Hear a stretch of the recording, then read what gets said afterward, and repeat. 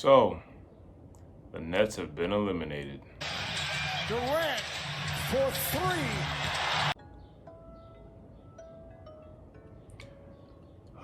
My city is not going to be champions this year, but that's okay. There are plenty of reasons why Brooklyn lost. There's plenty of people making excuses.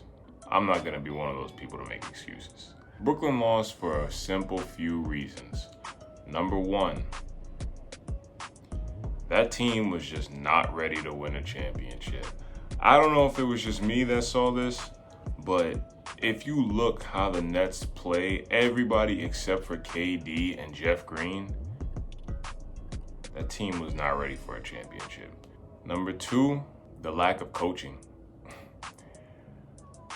I mean, if you just want to be honest, why is it that Joe Harris got more minutes than Landry Shamet when Joe Harris was literally building a fort? Why is it that Joe Harris was playing more in Game 7 than Jeff Green? And number three, experience. The only person on that roster that was ready to go to the finals was Kevin Durant. If we just look at the way that everybody played, I mean, what did I expect from Harden? I can't even put any of the blame on Harden because Harden was suffering with an injury, so he gets a pass this time. But for years, Harden has been coming up small. But like I said, I'm not going to do that to him. I'm going to let him slide. He got off the hook this time. But look at the style that they all played. Look at the style that they played and tell me that's an experienced team. You know what their best move was? Give KD the ball, let him figure it out. Now, if you just simply go back and watch what happened in Golden State, that wasn't a thing. Sure, they would give KD the ball when he was in the low post, and KD would pull up or turn around, fade away, hit the two, and run back down the other court. But Steph could create his own shot. Klay could get his own shot. Draymond couldn't really get his own shot. But what Steph and Klay brought was something that Brooklyn doesn't have. And that's just people constantly moving off the ball. If you look at... Damn, I really don't want to harp on this man too much.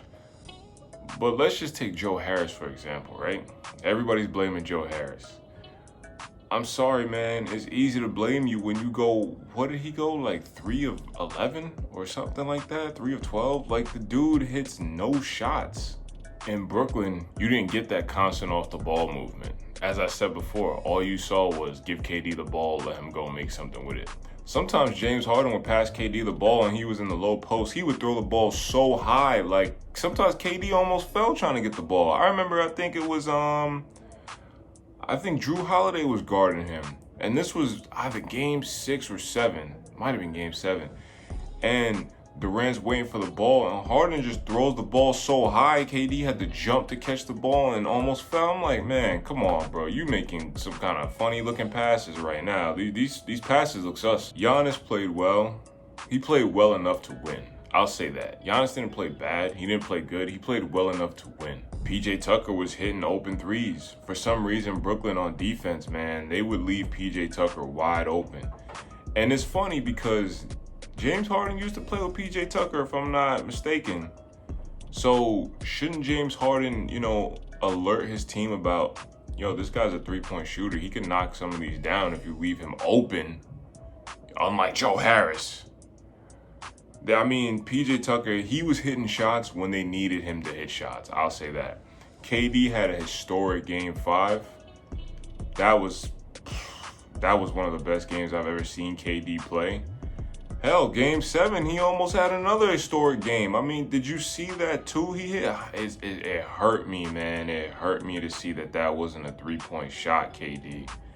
But damn, that was a nasty shot, man.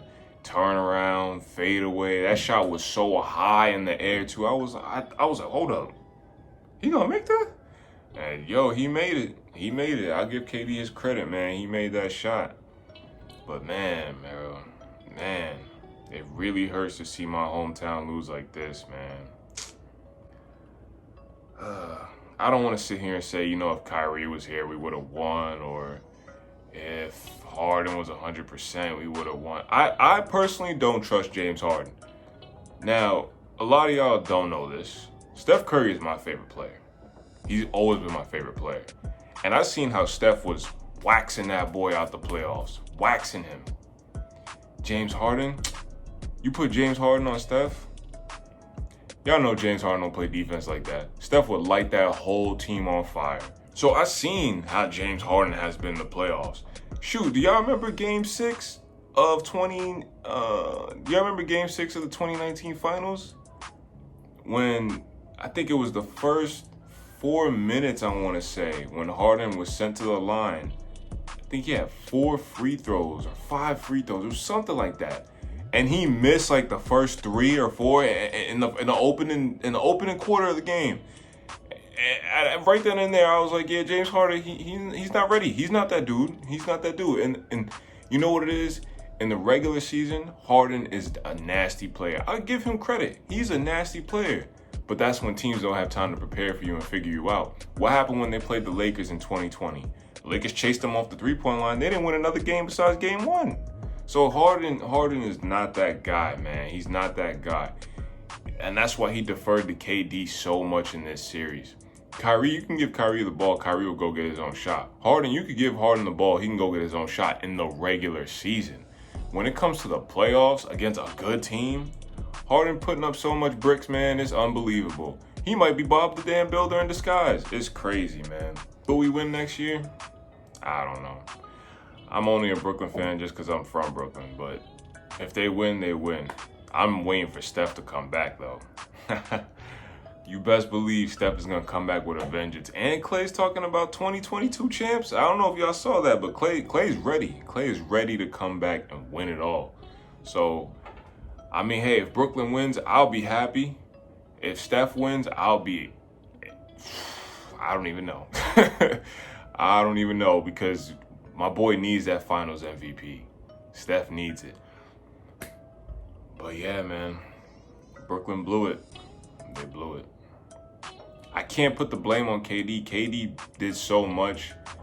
I mean, him shooting 0 for 6 in overtime, you can't give KD a pass for that when they didn't give LeBron a pass for that in Game 1 of the 2018 Finals. I say a lot of that blame goes to Steve Nash. I mean, yeah, it's his first year coaching, but a lot of that blame goes to Steve Nash. You see, James Harden wasn't 100%. You put him out there for team morale, which I understand. But if you see the dudes putting up so much bricks, at some point you should take him out. You didn't give Shamet any minutes when Shamet was doing a damn good job when he was on the court. Jeff Green didn't really get any minutes after Game 5. I didn't understand that. If there was a team to lose to, it would be Milwaukee, though. I would be pissed. I would be livid if we lost to the 76ers. If we lost to Trey, I'd be all right with that. But the 76ers? Nah. The same way people burning them Joe Harris jerseys, I would have burned this and this. It would have been a wrap. But that's all I got, so we'll see what's up next year.